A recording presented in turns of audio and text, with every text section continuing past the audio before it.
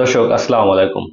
আপনারা জানেন যে আমাদের অন্তর্বর্তীকালীন সরকারের প্রধান উপদেষ্টা ডক্টর মোহাম্মদ ইউনূস তিনি আমাদের বাংলাদেশের সমস্ত বাহিনীকে যুদ্ধের জন্য প্রস্তুত থাকার কথা বলেছেন। এখন কেন তিনি প্রস্তুত থাকার কথা বললেন? আসলে ভারত এবং পাকিস্তান যদি যুদ্ধ হয়, সেই যুদ্ধে সর্বপ্রথম যে রাষ্ট্রটি জড়িয়ে পড়বে সেটা হলো বাংলাদেশ। এখানে আমরাও চরমভাবে ক্ষতিগ্রস্ত হব। সেটা অনেকে মনে করতে পারেন যে চীন এবং আফগানিস্তান এই যুদ্ধে জড়িয়ে পড়ে। তার থেকেও সব থেকে সম্ভাবনা হলো বাংলাদেশ এই যুদ্ধে জড়িয়ে যাবে। কিভাবে এই যুদ্ধে জড়িয়ে যাবে? এর আগে আপনাদেরকে একটু গুরুত্বপূর্ণ তথ্য দিয়ে রাখি। গত পরশুদিন ভারত থেকে 4টি যুদ্ধ বিমান পাকিস্তানের আকাশসীমায় ঢুকে পড়ে এবং ঢুকে পড়ার সাথে সাথে পাকিস্তানের রাডার তাদেরকে শনাক্ত করে ফেলে এবং পাকিস্তানের রাডার থেকে তাদেরকে বলে দেওয়া হয় যে তোমরা দ্রুত পাকিস্তানের আকাশ সীমা ত্যাগ করো, ভারতের ভিতর ঢুকে যাও, এবং যদি না যাও তোমাদেরকে কিন্তু আমি তা বিধ্বস্ত করে তারপর ভূপতিত মানে মাটিতে ফেলে দেব। তো তখন পাকিস্তানের একটি যুদ্ধ বিমান, যেটা চায়নার একটা শক্তিশালী যুদ্ধ বিমান, সেটা সামনে দাঁড়ায় এবং সেই যুদ্ধ বিমান দিয়ে চাইলেই মুহূর্তের ভিতরে সেই চারটি বিমানকেই কিন্তু তারা আপনার ভূপাতিত করতে পারতো, কিন্তু সেটা তারা করেনি। তার মানে তারা যুদ্ধে জড়াতে চায় না, এটা মোটামুটি বোঝা যাইতেছে। এবং তাদেরকে ত্যাগ করার পাকিস্তানের আকাশসীমা ত্যাগ করার কথা বলায় তারা দ্রুত পাকিস্তানের আকাশসীমা ত্যাগ করে ফেলে। তো সেই একটা গুরুত্বপূর্ণ সিচুয়েশন থেকে কিন্তু পার হয়ে আসছে। তো পরবর্তীতে দেখলাম যে পাকিস্তানের গোয়েন্দা সংস্থা তারা তথ্য প্রকাশ করছে যে ভারত 24 থেকে 36 ঘন্টার ভিতরে পাকিস্তানে একটা আক্রমণ করবে।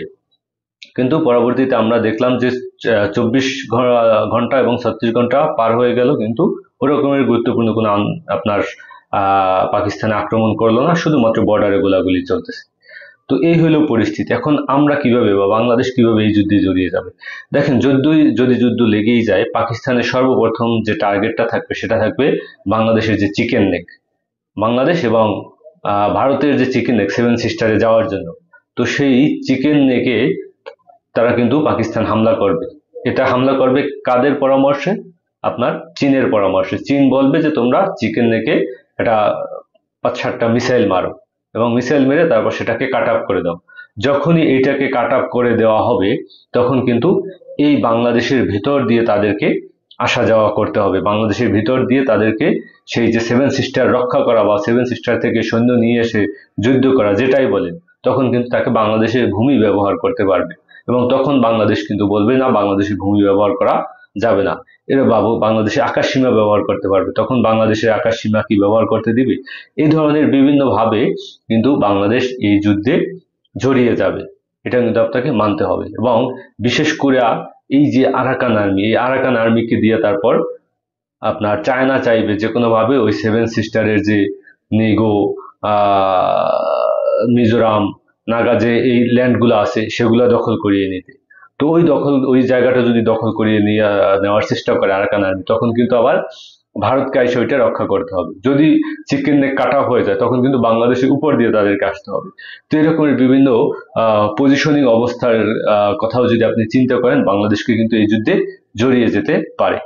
অন্য একটা ঘটনা ঘটতে পারে, সেটা হলো ভারতের ভিতরে যে মুসলমানরা আছে, এই মুসলমানদেরকে কিন্তু একটা নিধনের চেষ্টা করবে সেই যুদ্ধ খেলা দেখিয়ে। তো ভারত থেকে যদি মুসলমান নিধনের চেষ্টা করে, কিছু কিছু মুসলমান বাংলাদেশের, কিছু কিছু না, অধিকাংশ মুসলমানরাই কিন্তু বাংলাদেশে এসে ঢোকার চেষ্টা করবে।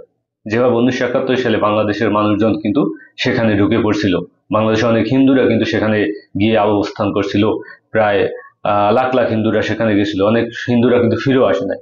তো সেই সম্ভাবনাটাও কিন্তু আছে যে বাংলাদেশের ভিতরে মুসলমানদেরকে সেই হিন্দু মানে ভারতে মুসলমানদের নির্যাতন করে তারপর তাদেরকে উৎখাত করে বাংলাদেশের ভিতর ঢুকিয়ে দিতে পারে, যেভাবে রোহিঙ্গাদেরকে ঢুকিয়ে দেওয়া হয়েছে। তো এরকমের ঘটনা ঘটলে কিন্তু বাংলাদেশের জন্য চরম হুমকি স্বরূপ, এবং বাংলাদেশের এই যুদ্ধে সরাসরি কিন্তু আপনার যে কোনো একটা সিন করতে হবে। তো সেই জায়গা থেকে বাংলাদেশকে যে ডক্টর ইউনূস সরকার বলেছেন যে প্রস্তুত থাকতে হবে।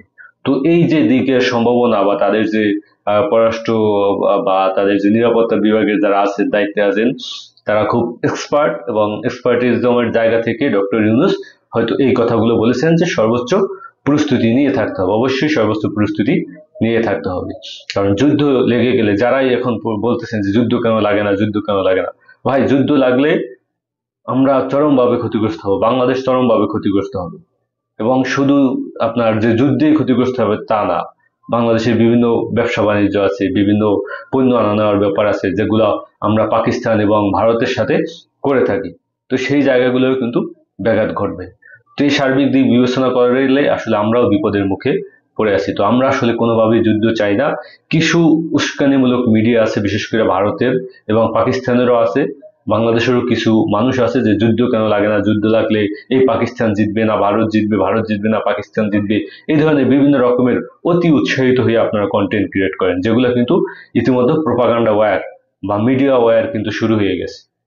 বিশেষ করে টিকটকে ঢুকলে আপনি দেখতে পারবেন যে পাকিস্তান এবং ভারতের যে কিছু টিকটকার আছে তারা কি ধরনের উস্কানিমূলক ভিডিও বানায়। এবং শুধুমাত্র টিকটকারই না, বিভিন্ন মিডিয়া ব্যক্তিত্ব, বিভিন্ন সাংবাদিক, বিভিন্ন রাজনৈতিক বিশ্লেষক পর্যন্ত তারা উল্টোপাল্টা, এমনকি আপনারা জানেন যে খান স্যার নামে একজন স্যার আছে, সম্ভবত খান স্যার নাকি তার নাম আমি জানি না, এই যে আপনার ভারতের একজন টিচার, তিনি भारत यहाँ से जब हमला करे तो इसके बिजली घर को उड़ा दे जिससे कि बिजली ही ना बन पाए, और जो ग्रिड होता है, ग्रिड जहाँ से बिजली डिस्ट्रीब्यूट होती है, ग्रिड ग्रिड उड़ा दे। अगर बिजली घर और ग्रिड उड़ गया, अगर 10 मिसाइल ग्रिड पे मारो, 10 मिसाइल मार देना यहाँ पे बिजली घर पे, पूरे पाकिस्तान में ब्लैकआउट हो जाएगा, सोचने समझने के टाइम ही नहीं मिलेगा। और इस गर्मी के टाइम पे अगर ब्लैकआउट हुआ यानी पूरी बिजली खत्म हो गई तो सारे स्कूल बंद हो जाएंगे, कॉलेज बंद हो जाएंगे, railway station, airport, industry, factory, company, दुकान, सारी चीज़ें ठप हो जाएंगी। उसके बाद जो इसकी ऑयल रिफाइनरी, ऑयल डिपो है, ऑयल डिपो जो है, ऑयल रिफाइनरी है, इसको उड़ा देने के बाद फ्यूल खत्म। जब फ्यूल खत्म हो गया तो ना स्कूटी चलेगा, बाइक, कार, टेम्पू, मोटरसाइकिल, कुछ भी आगे